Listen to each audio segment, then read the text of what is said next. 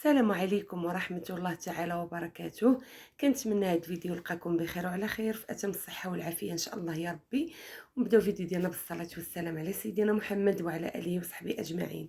كيف كتشوفوا الاقتراح ديال اليوم غادي يكون مخمار أو بوشيار، كل منطقة وشنو كتسميه كتبقى تقريبا نفس الطريقه.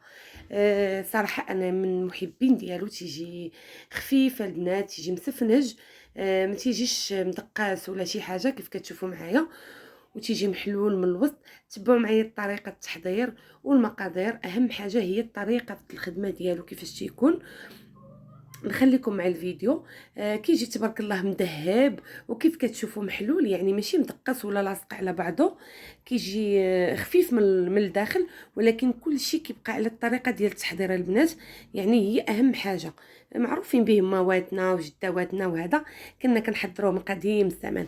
اول حاجه غادي ناخذ واحد القصريه، غندير فيها واحد زلافه ديال الفينو، من الاحسن دقيق يكون نوعيه ممتازه.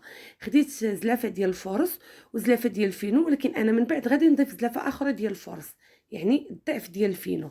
غادي ندير واحد الحفيره الوسط، درت معلقه ونص ديال الخميره، درت واحد شويه ديال الملح، تقريبا معلقه صغيره على حسب الكميه ديال الدقيق، وغادي نخليهم يخمروا شويه.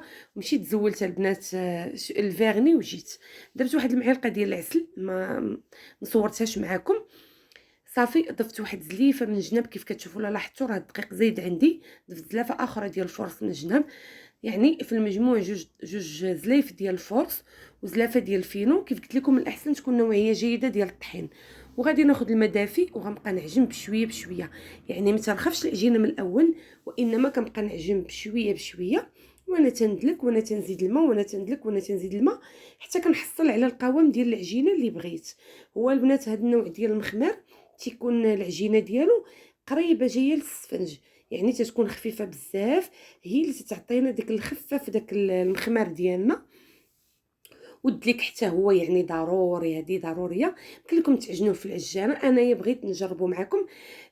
نعجنو بايدي باش تشوفوا الطريقه. كنخدموه على هذا الشكل هذا البنات، فاش كيترخف كنبقاو نخدموه بهذه الطريقه هذه. من بعد ما كندلكوه مزيان كيكون القوام ديال العجينه هو هذا، يعني مرخوف مزيان.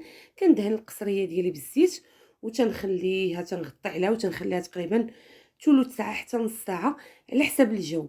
صافي كيف كتشوفوا معايا من بعد ما خمرات لي العجينه كتجي على هذا الشكل هذا، ودارت واحد الفقاعات الا لاحظتوا. يعني هذا هو السر ديال النجاح ديال المخمرات ديالنا، كنعطيوهم الوقت. صافي غادي ندهن واحد الاناء اللي غنوضع فيه الكويرات، غادي ندهن يدي حتى هي بالزيت. راكم عارفين العجينه كتلصق ومرخوفه، يعني ضروري ندهنو بالزيت. وكندير كويرات قياس اللي بغيت انا، بغيتهم صغار بغيتهم كبار، غير هو كنحاولوا نديرهم متوسطين، لان غادي هو مرخوف وغادي نطرقوه ونرميوه في المقله، من الاحسن ما يكونش كبير بزاف. من بعد ما كملتهم كاملين غندير المقله ديالي تسخن، وغناخذ الكويره الاولى كنعقل عليها، نحاول نخلي القصريه تكون قريبه ليا المقله البنات، لانه هو مرخوف، باش دغيا نهزها ونرميها في المقله.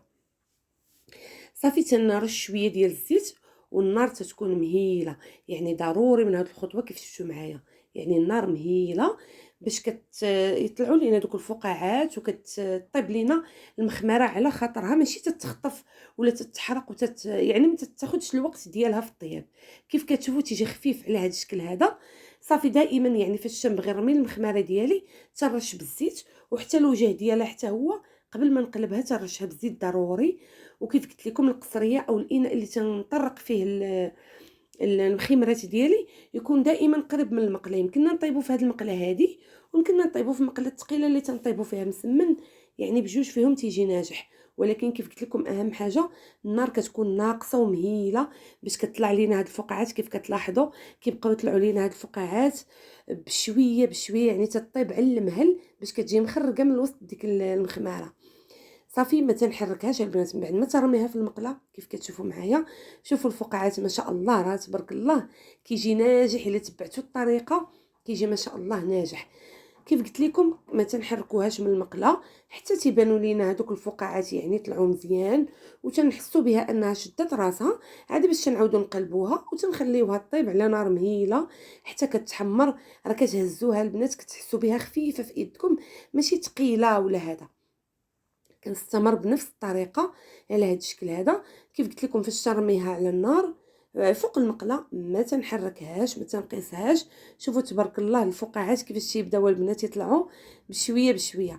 يعني انا حبيت نشارك معكم اكثر طريقه ديال الطهي، لان حتى هي تينجح فيها. يعني كيف كتشوفوا معايا، ملي تنشوف هذوك الفقاعات تبدا تنشف لينا من الفوق، تنرشها بشويه الزيت، عاد كنعاود نقلبها باش داك الزيت كيحمر لينا الوجه الاخر ديالها.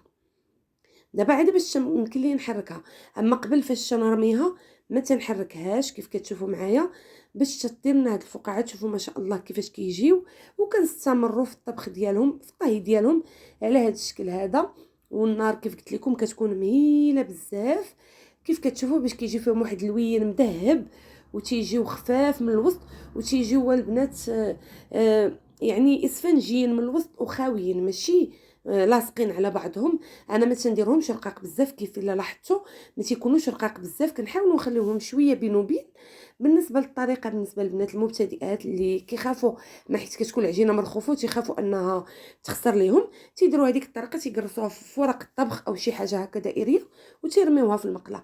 هو هذا المخمار ديالنا وجد على هذا الشكل هذا، كيجي البنات مهوي من الوسط وتيجي رائع صدقوني، وتيجي اللوين ديالو ذهبي. تندهنوه مباشره، ما تخليوش يبرد، تندهنوه بالسيله او شويه زبده ولا عسل او شويه زيت العود والعسل، راه تيجي يا سلام البنات. من الاحسن تدهنوه هو سخون. كنتمنى يعجبكم، كنتمنى يعني تستافدوا من طريقه التحضير ديالو. فيديو قادم ان شاء الله. وإلا عجبكم دائما كنوصيكم انكم ما تنسونيش من لي لايك والتعليقات الزوينه ديالكم، وتبارطاجيو الفيديو مع عائلاتكم مع احبابكم مع صحابكم. فيديو قادم ان شاء الله.